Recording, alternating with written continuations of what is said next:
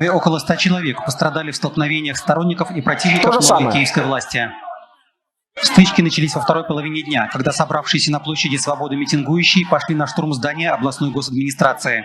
1, 3, 14 Харьков. Евромайдановцы, которые забаррикадировались внутри здания, были выведены на площадь. Там наоборот уже, там Над взятым штурмом баррикадировались здания евромайдановцы. госадминистрации активисты водрузили российский государственный флаг. А в чем, собственно говоря, разница? Вот вы говорите, что Тарута нелегитимен. Я задаю тут вопрос, опять-таки, почему не бомбили Харьков и Одессу, например, да? 8 лет, да? Вполне русскоязычные города, потому что там не было русского мира, его прогнали оттуда. Он пытался там прописаться, но его не было. А вот уже что происходило вам по хронологии, с датами. Да, это надо было посидеть, чтобы это все собрать, конечно. Это аматорская история, но тем не менее. Что происходило и как происходило там. Вот почему, например, вот этот человек решил, что он легитимен? Вот вопрос ему задают. Тарута нелегитимен, а вы, получается, легитимный губернатор. Ну, легитимнее, чем Тарута. Потому что тоже, как бы, это митинг был многочисленный, но это не все население Донбасса, не все граждане. Что в такой ситуации Вече выбирает временного лидера до проведения всеобщих свободных выборов при участии широких международных наблюдателей. Предлагаю считать Донецкий областной совет нелегитимным органом. Все, это Вече уже провелось, да? Вот эта вот группа людей, это народная Вече. От имени митинга обратиться к российской власти, верховному главнокомандующему войск Российской Федерации Владимиру Владимировичу Путину с просьбой поддержать народ Донбасса. Вот видали, плакат был, хватит кормить Рагуля или перемотать? Но это про отношение жителей Донбасса. То есть я Рагуль, получается, тоже, или кто? Я не знаю, я в Киеве родился, жил. Или нет, просто объясните мне. Получается так, как Москва Бендера. Это тоже так. Ну, то есть я говорю о том, что вот эта вот история с недолюбливанием определенным в массах, она всегда была и, наверное, и будет. Только из-за этого никто друг друга не убивал. Разве что какие-то локальные случаи, может, по пьяни и были, не знаю. Ремарка. Владимир сказал, что типа вот Вече, там Губарев вышел и так далее. Я приехал на Донбасс, когда это все было, где-то в середине марта, да, или в начале марта, мне кажется. И помните, вот россияне точно знают, был такой канал Life.ru. Он красный такой значок, да, он очень активно освещал Крым и Донбасс, да. И вот я с Крыма, как журналист, я приехал на Донбасс тогда, и мы там пересеклись с девочкой. Это к вопросу о Вече, о решении, да, всего Донбасса, вот Паша Губарев. Здесь 1005 человек. Да, вот сейчас я просто скажу, что было. Я пересекся там с журналисткой этого Life.ru, да, это история, которая со мной случилась. Ну и там привет-привет, она знала, что я украинский журналист, она меня видела в Крыму, но мы тогда не общались, да, и мы что-то там сели, она спрашивала, где мы остановились, насколько приехали и так далее, 5-10. Она спрашивала, тоже хотела где-то остановиться, там об отеле или что. Тут есть звонок идет, тык, типа на телефон от ее начальства с Москвы, да. Она что-то там поговорила 10 минут, приходит ко мне и говорит, все, Любомир, пока, должна бежать. Говорит, вышли бабки и около там 2-3 тысяч человек, но мне там в Москве говорят, чтобы сказать, что под ОДА, облдержадминистрация, вышло около 25-30 тысяч человек. Я говорю, а для чего ты врешь? Ну, то есть я ее спросил, да, она должна была типа стримить. Она говорит, платят 2,5-3 тысячи рублей. Ну, зарплата хорошая для Москвы, как для журналиста, поэтому и работаю. Вот это Вече с Пашей Губаревым, чтобы вы понимали, как это все происходило и как это освещали российские СМИ. Это, я даже фамилию могу сказать, я помню, Ирина Топоркова ее звали. Не, то же самое. Такое тоже делается, тоже платится. Что платится?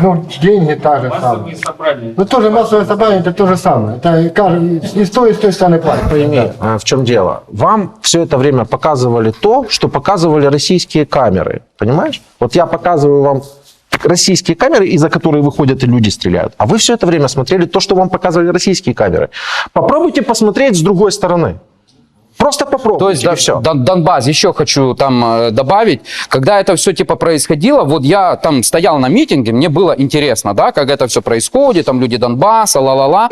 Я несколько раз видел, как местная милиция в Кульках, вы можете мне не верить, я вам просто рассказываю, несла оружие на эти митинги. Как местная милиция несла с этими а-ля активистами, да, которых мы называли сепаратистами, несла гвозди на эти митинги, оружие, молотки и так далее. Я это все лично видел. Там даже маркировка была. Давайте так, с одной стороны, Да. местная милиция в 2014 году, когда это все начиналось, сбежала не только милиция, и СБУ. Давайте это факт. Или перешла И она перешла на сторону. Нет, они сбежали, просто бросили людей и взяли и сбежали. Вот и все. Ну, были разные. Я сейчас опять покажу, как захватывали. Еще кадры, да, я с некоторыми говорил,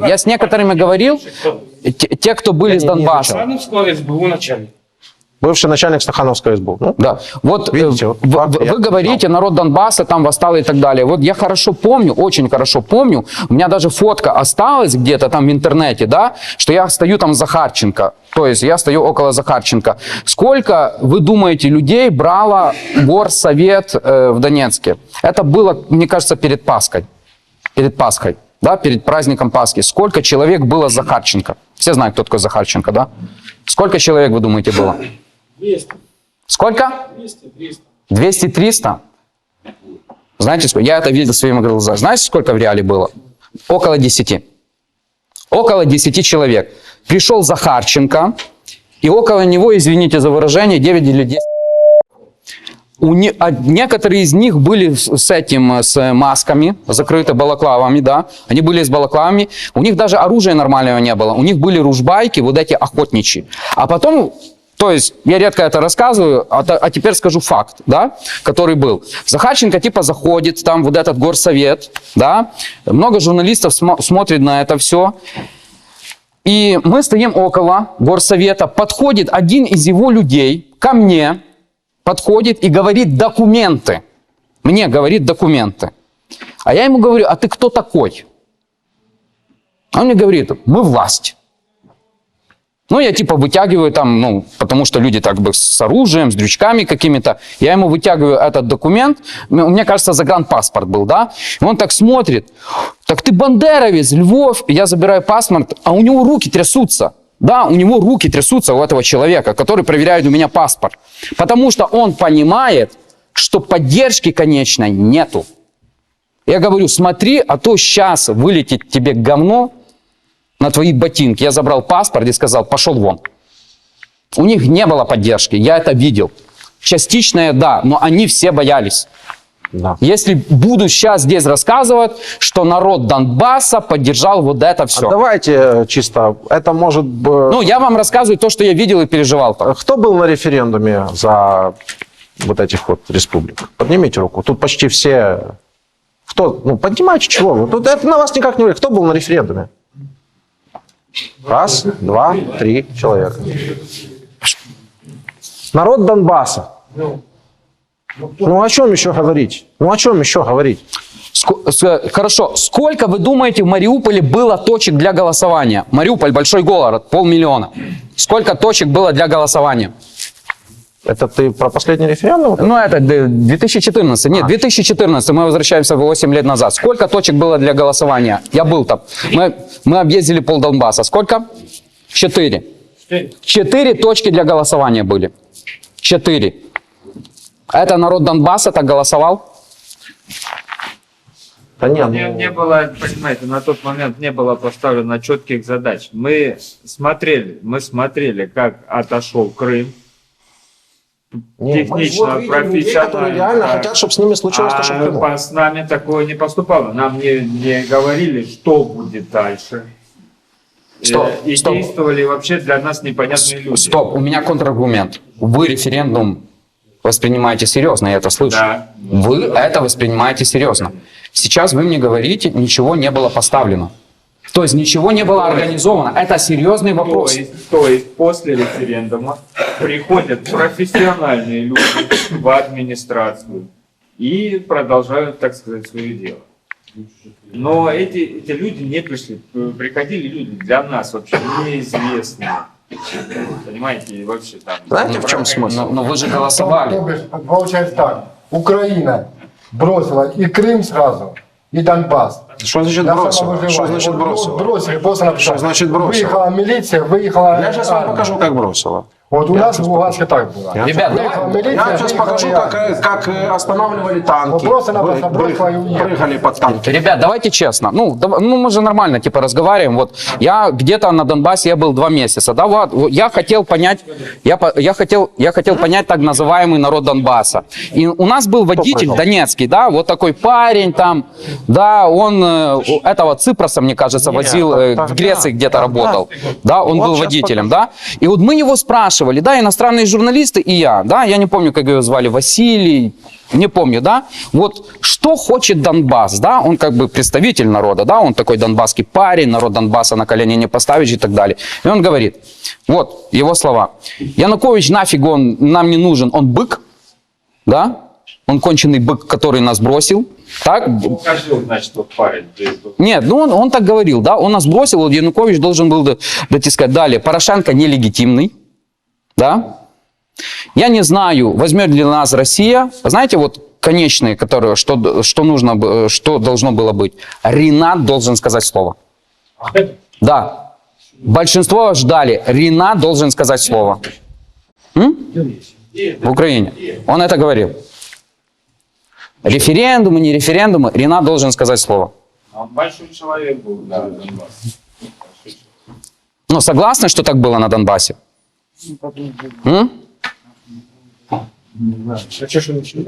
Не, я вас спрашиваю. Вот, так было на Донбассе? Все ждали.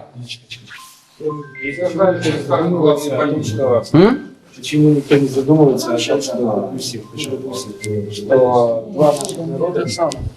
два наших народа может столкнуть просто, допустим, та же самая Америка, Европа. Каких два наших народа? Россию и Украину. Америка и Европа столкнула? В чем? Нет, Россию и Украину в это противостояние Между собой. между собой. Америка?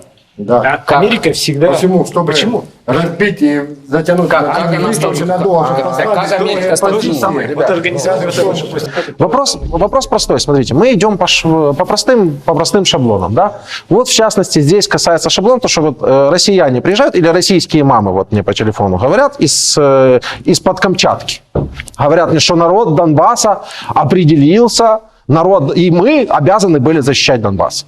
Вот 90% зала люди из Донбасса. Руки подняли 3 человека, те, которые были на референдуме, и то непонятно, как они на этом референдуме голосовали. Может быть, я скажу честно, может быть, кто сейчас не поднял руки, может чего-то бояться, чтобы тут никаких... Ну вы за других-то не говорите, хорошо? Нет. Зачем? Чтобы тут претензий не было. Потому что Да, контраргумент, те, которые подняли руки, специально их подняли. Они там не были, но специально их подняли. Да нет, это вообще смешно. То есть люди боятся поднять руки за референдум, Смысл в но не том- боялись идти на смысл в войну. том, что никакой тотальной поддержки России на Донбассе не было. И даже количество людей, которые выехали оттуда, говорит о том, что их мнение не учитывалось. Оно никого не интересовало. Понимаете? И Россия это все придумала, вот эту всю историю с защитой Донбасса искусственно. Ну, искусственно. А? Вы можете это утверждать? Ну, подождите. Возле вас сидят жители Донбасса. Вопрос такой. Сейчас, в данный момент, Россия сделала ЛНР и ДНР. Почему-то с 15 по 17 год эти же люди вернулись практически в полном составе. Ну, я не знаю. Я знаю о уехавших цифрах. Не, 1,5 миллиона выехало из Донбасса, это официально. Да, вернулось сколько назад? 1,5 миллиона прибывает. У нас очень много переселенцев. У нас очень много. С 14 по 17 год, когда люди активно возвращались в Луганск и везде. Ну, я на это ответить не могу. Смотрите, тоже. около 1,5 миллиона считается ВПО. Это официальные данные с Донбасса, да? Которые выехали. И до сих пор, как бы, ну, они уехали от 2 войны. миллиона. Вот более 2 Не, я говорю просто 600 тысяч в Россию еще выехало. да, нет, мы говорим о цифрах, которые на 20 до большого вторжения. Да, до вторжения России. До полномасштабного вторжения. 1,5 миллиона выехало. Цифры с 14 по 17. Посмотрите, мы говорим... Приезжали. Мы не можем это фиксировать. Это то, что у нас 2022 год. Извините, Да. вы даже вот сейчас говорите, вы период от 14 до 22 года вы молчите, то есть как ничего не случилось. А с 22 Это по сегодняшний не день зафиксировано. получается случилось большое. Смотри, Просто они выезжали и заезжали. Мы вам говорим, зафиксировали. ну это нормально. Мы не можем об этом говорить, потому что украинские власти не имеют доступа к неподконтрольным территориям. Слово неподконтрольные. У них нету ни статистики, ничего. Почему вот сколько раз было попытки, даже, как вы говорите, нелегитимных наших правительств, ЛНР, ДНР, сколько было попыток сесть за стол переговоров с легитимным, кажется, украинским президентом. А как они Не раз были. Они предлагали встретиться в Беларуси. Где угодно предлагали встречаться, предлагали. Украинский президент не захотел. Чепушилина и об этих всех, чтобы вы хотите, чтобы они представляли вас? Захарченко. А Захарченко об этих всех? Ну, когда раньше было, попыли, до этого. Других у нас не было. Других у Но нас не это не было. республики. Так они никто. Они никто. Ну, Они для их мира выбрал никто. народ, подождите, их выбрал народ. Да? Каким образом? Да, было голосование. Да, было голосование. А почему тогда из Может, здесь 90% никто не был, присутствующих а другие- не было, там много людей не было. было на референдуме 80%? Может, и голосование такое же самое? Может, оно такое же, как в Херсоне было голосование? Тут 95% вырисовали за Россию, а тут Украину встречают со слезами и с флагами. Ну также и Россию, когда Россия заходит, встречает. Тоже так же самое. Совершенно верно. Картинку же можно самое. показать любую. Вот Картинку это можно и показать, хотим да, показать. верно. Картинку можно показать любую. Вопрос в том, что Россия сюда пришла на эту суверенную землю украинскую, а не Украина куда-то пришла. Вот в чем, вот в чем Мы сейчас не об смысл. этом говорим, то, что как встречают. Украинцы также встречают Россию, и также встречают. Ну, так как вам показывают, то, видимо, так и встречают. Да. Ну, встречали, значит, встречали. Ну, такие вас встречали. Я говорю о том, что нарисовали в Херсоне 95% голосов за Россию. Где в Херсоне осталось 80% населения. На тот момент, когда проходил... Где 90?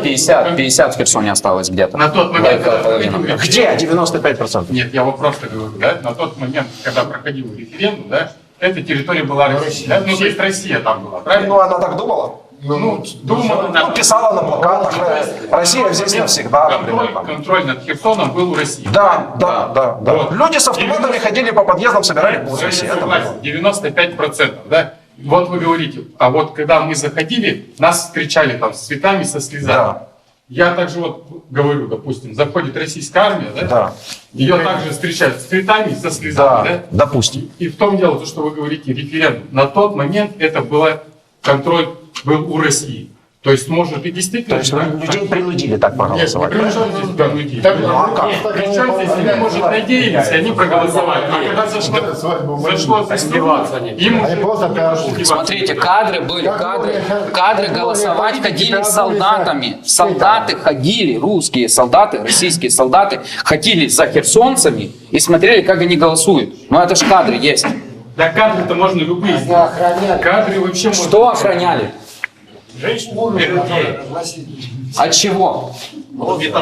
Что значит просто охранять? У вас на выборах... Стоп, давайте так. У вас на выборах ходят солдаты с урнами. А там разве у нас война была? Конечно. Там люди находятся, другие с оружием. У вас в Херсоне есть люди? Какие люди с оружием? Контроль России. Контроль России. Все хотят местные. Все местные хотят России. Ну как вы это представляли? Местные жители есть оружие, правильно? Стоп. Ну как местные? Все же хотели под Россию в вашем представлении. Да везде у вас в Украине оружие огромное. Сейчас да. Сейчас да. Что, херсонцы хотели Россию за версией России?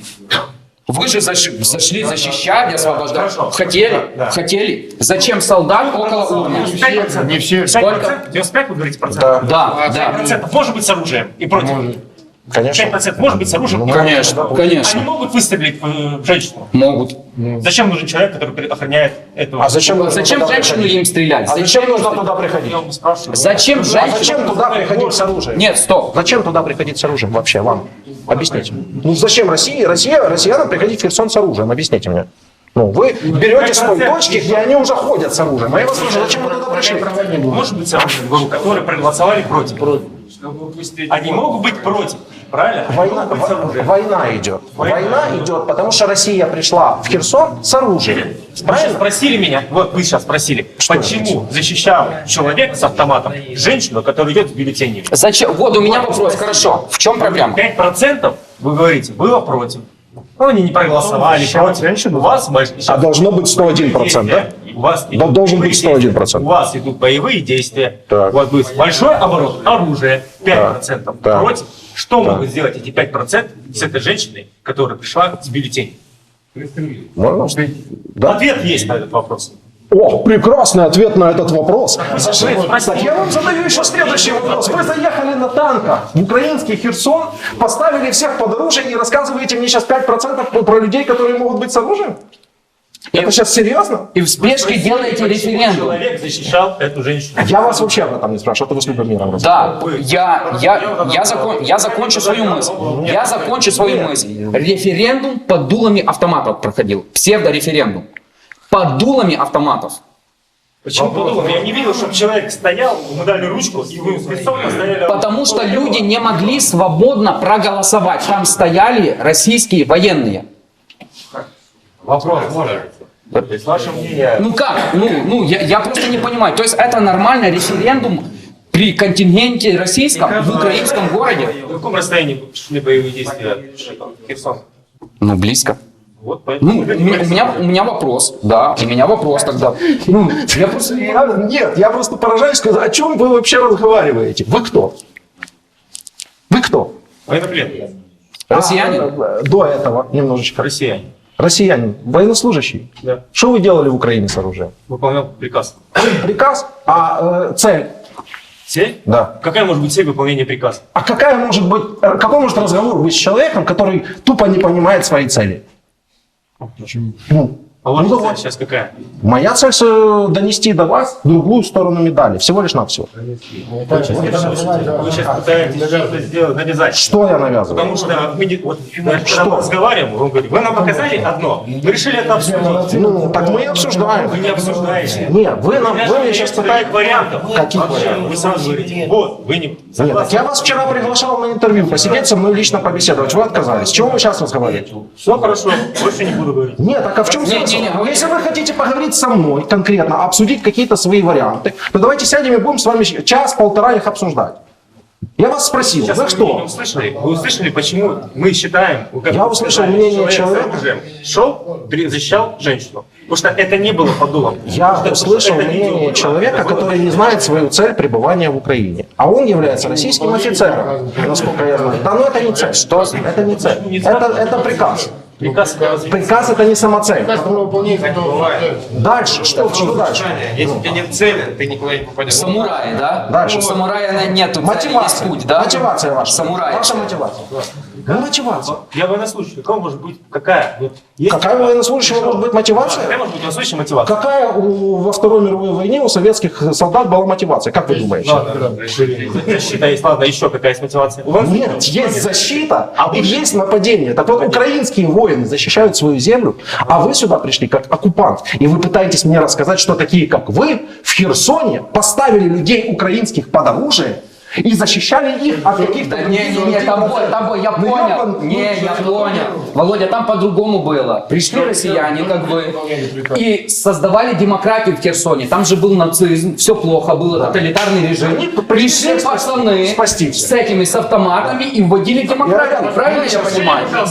Да. Вот смотрите, нет, это понятно. Вы сейчас делаете вот такой вопрос. Там мы сначала разговоры, мы начали, да, вы можете разговаривать, у нас идет обсуждение. Да. А сейчас, вот офицер вам говорит, вы уже стоите и вы просто утверждаете, что именно российские войска пришли под автоматы. Вы сами вот отлично видели, что вот эта тетенька, да, про которую только что разговаривали, что ее именно под автоматом... Стоп, хорошо. Назовите мне другую страну, где еще ничего не решено. Стоп. Где еще ничего не решено? Ничего. Да? И при контингенте проводится... Америка. Хорошо. Где? Сколько было в Америке войск уходило в другие страны и ничего им не говорилось за это? Причина захода была понятна для американцев? Назови, ну хорошо, я вас спрашиваю. Есть что обговаривать. Что с Афганистан? Я понимаю. Америка тоже... Я про референдум видео хочу включить. Ну просто скажите, так проводятся референдумы. Это вот так они проводятся или нет? Да. Вот до войны, когда выборы происходили в Украине, да. Вот, допустим, к инвалидам ездили с урной, выделялась машина, правильно? Да. И был сотрудник милиции Да. с оружием, с автоматом. Для чего? Сопровождение. Это охрана урны. Вот вам весь вопрос, который вы можете говорить. Да. Мы говорим нет, а мы говорим да. Ну давайте. Мы сделаем все, чтобы обеспечить безопасные условия для проведения референдума.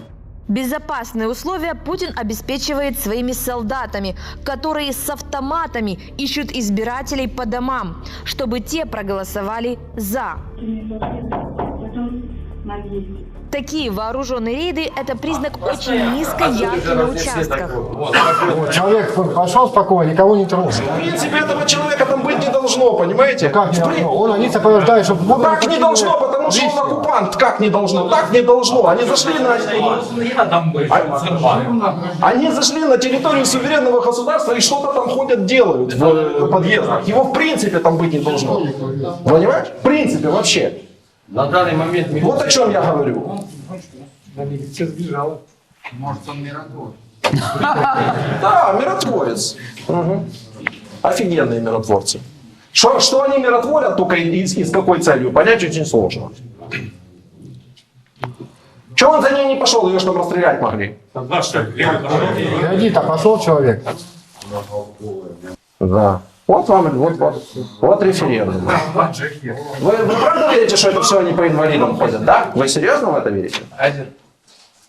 Это русскоязычных пришел защищать, русский мир или кого?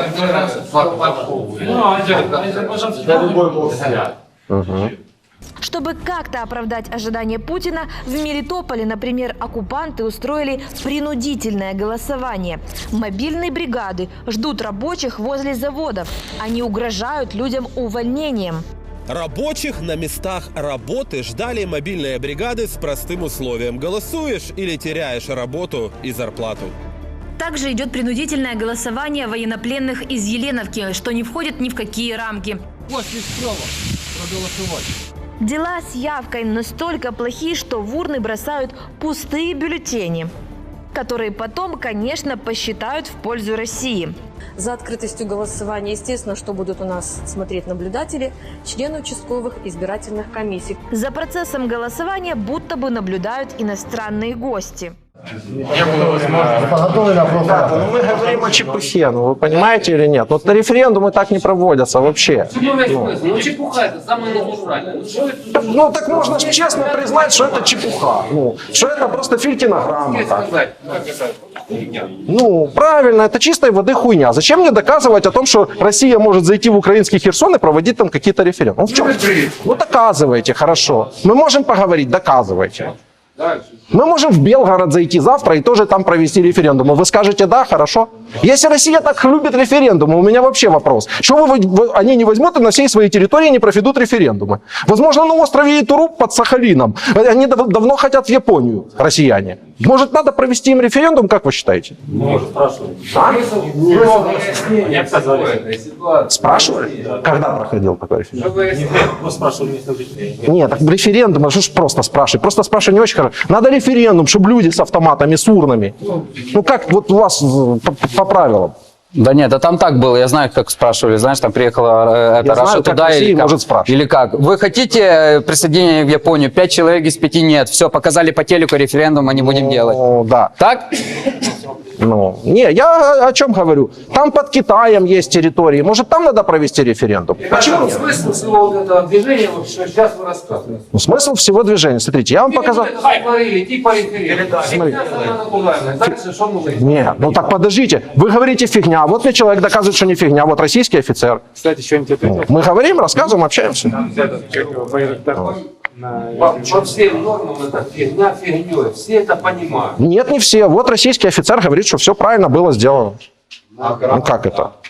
Ну, Охрана вот вам срез мнений. Ну вот, все правильно, Донбасса, пришли. Да? Вот человек говорит, что это не фигня. Вот человек другой говорит, не фигня, все правильно тоже. Юля, могли там больные инвалиды? Могли. У нас в Донецкой, Луганской не было никаких выборов. Военные действия шли. Пришла украинская армия ЗСУ и 3 батон истреблять сепаратистов. И начали мочить их. Все нормально. Добровольческие войска!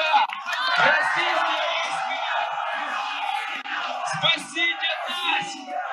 Россия! Я уже сказал о том, что мы объявим о референдуме о статусе территории Донецкой области. Это однозначно. Это позиция, по которой я не имею никаких уступок и компромиссов. И там будет записано, то есть первое, Донецкая область, она остается в составе Украины. Да, вы правы.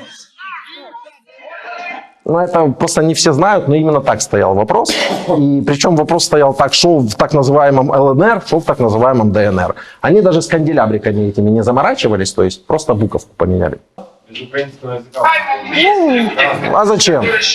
Вам не надо было. И они должны иметь право поставить там галочку. Украина, вернее, Донецкая область должна стать конфедеративным образованием в рамках Украины. Либо Донецкая область вообще должна стать независимой. Либо Донецкая область — это часть Российской Федерации. Ну, тогда мы должны получить решение Государственной Думы. Вот сколько бы там этих людей не собралось, да, ну по реакции слышно, что эти люди, которые там собрались, хотели конкретно в Россию. То есть ни туда, ни сюда, ни влево, ни вправо. Они хотели в Россию. Вот парадокс, да? Ну, мы уже об этом говорили, почему их не забрали.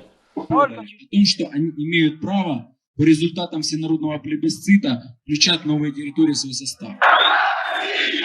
На сході України найгарячіше цього тижня було в Донецьку. Прихильники самопроголошеного губернатора Павла Губарєва двічі брали штурмом обласну адміністрацію.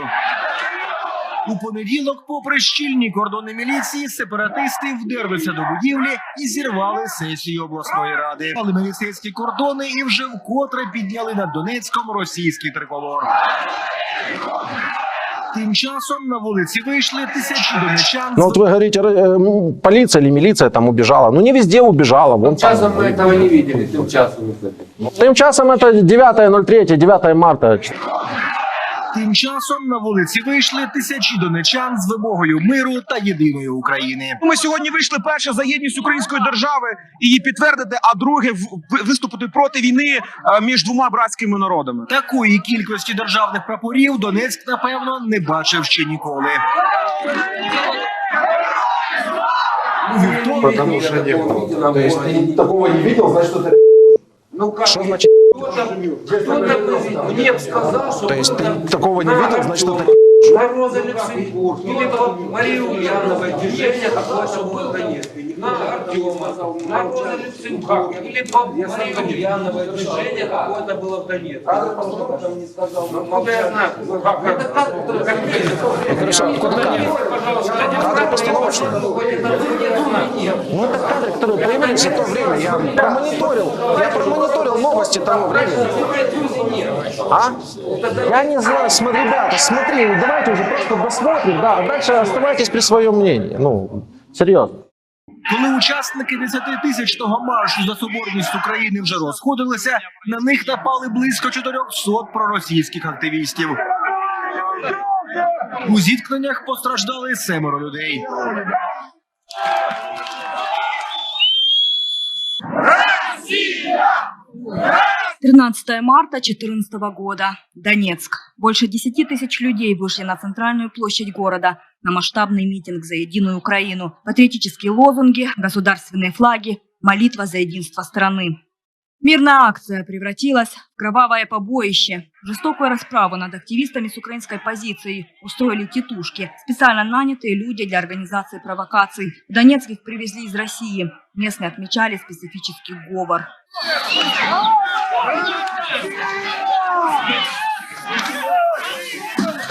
Они забрасывали митингующих петардами, дымовыми шашками, беспощадно избивали. Несмотря на то, что людей охраняли силовые структуры, столкновения между участниками никто не остановил.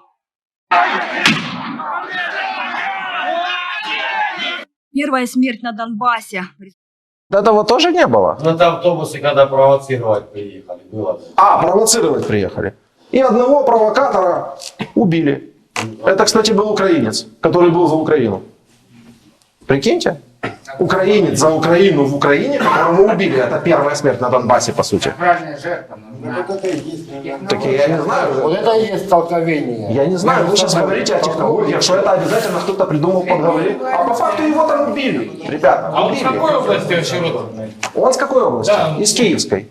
А что Донецк приехал? Приехал в Донецк за Украину, потому что это Украина. Потому что это Украина. И до сих пор Украина и будет Украина. Поэтому он приехал. Я приеду к вам, тоже меня убьете? Нет, ну смысл, давайте на Майдане идет революция. На Майдане идет революция. Какую революцию Донбасса, украинских активистов? Что с ними сделают на Майдане? Он тупо грохнул. Нет, нет, нельзя говорить о исторических событиях в прошлом еще и в сослагательном наклонении. Нельзя. Потому что вот грохнули, а там не грохнули. Понимаете, в чем дело? Это факт. Это первая смерть на Донбассе. Просто это не показывает. Первая смерть на Донбассе. В результате столкновений был убит 22-летний Дмитрий Чернявский. Посмертно парень получил звание Героя Украины и войдет в небесную сотню.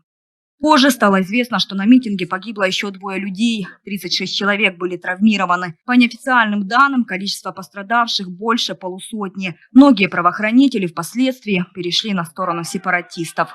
Хорошо, дело в том, что если это реально, я Алчевск сними вывеску, чтобы было видно. Реально такие, они собираются сражаться, блядь, представляешь? В рот. Это война братоубийственная. Чуть не крикнул слова это. В России чуть не крикнул. Да что захуярили всех, ебать. Давай я сфоткаюсь на фоне этой тракторной. Подтягивают, педа... Танки слабые, ебать. Да не, бля, жалуют. Россияне, он прут новое все. Чтоб, сука, одним ударом перехуярили. Хоть даже тут и родственники мои будут. Это мнение жителя Алчевска, который едет в машине, говорит, чтобы вас перехуярили, даже пусть там мои родственники все будут. Ну, откуда-то у него взялась такая ненависть к Украине, что... Я не знаю откуда и почему. Но вот вы видите след. При этом этот же человек говорит, что россияне все новое прут в 2014 году на украинский Донецк. Ну, не знаю. Это документальные кадры. Их можно найти в Ютубе. Так какая разница? Я говорю за Луганскую и Донецкую область, я не делю. Россия зашла и туда, и туда. Ну так вот это было для...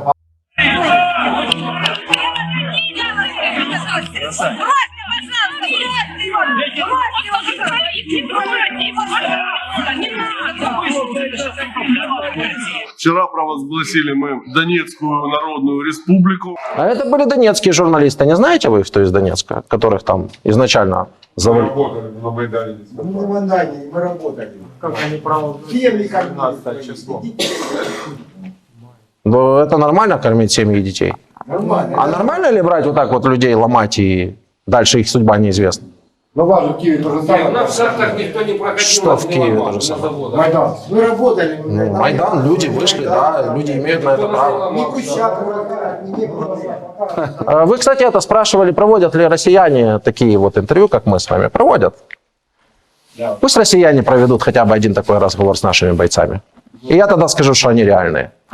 А теперь давайте еще вот вопрос. Я украинец, да, вот я попал в плен к россиянам. Ваш вопрос ко мне. У меня всегда вопрос, что ты сюда пришел, что ты здесь забыл, какая твоя цель. Ваш вопрос ко мне. Не в данном учреждении задавать. Не, это Не, нормально. давайте. Почему? Это нормально. О. Не, это нормально. Ну, я же говорю, мы свободно общаемся. Я украинский пленный. Вот я попал в плен к россиянам. С чего вообще начинать со мной разговор? Вы вечером поехали домой. Не-не-не, я имею в виду, почему у них разговоры не клеятся и выглядят как постановочные. Просто потому, что любой украинец скажет, например, я был в Харькове, я был в городе Изюме, я защищал свою землю, туда приехали какие-то люди на танках, я пошел в ВСУ или в теробороны и защищался. Дальше что? Где ключ разговора у российского журналиста к украинцу? Где вопрос его? От него вопросы не надо. Конечно, так и интервью у них такие вот точно, как у них и вопросы. Посадил человека, говорит, ты еще раз бы пошел тут, и тот начинает картинно отвечать, что нет. Есть один, и он пошел туда, не просто. Да. Конечно, в смысле за деньги? За деньги или пошел защищать свою землю? Здесь пойти бабок платить. А?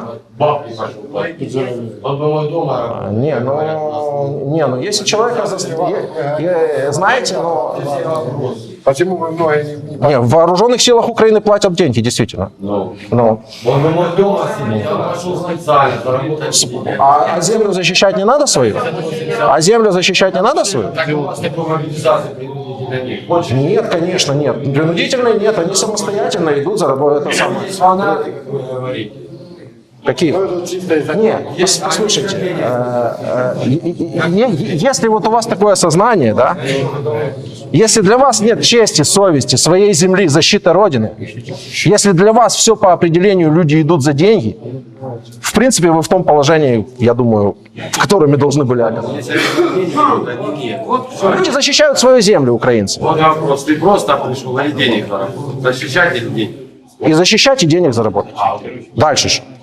Ну, я защищаю землю, мне платят деньги. Дальше же. Так перестанут платить, никто не будет. Не знаю, перестанут платить, никто не будет, посмотрим. Да, и не будет. Посмотрим. Смотри, час разговаривали про наемников, объясняли, комбатант, не комбатант, военнослужащий, не военнослужащий, по херу. Да, по херу. У них... Все. Да нет, они даже говорят, что... ЧВК Вагнера, наркоманов, насильников, убийц просто гребут, отправляют. Именно вообще ни под каким... Им вот так вот вообще. Похер. Они все равно продолжают говорить про наемников. Но это надо делать все равно. Все, ладно.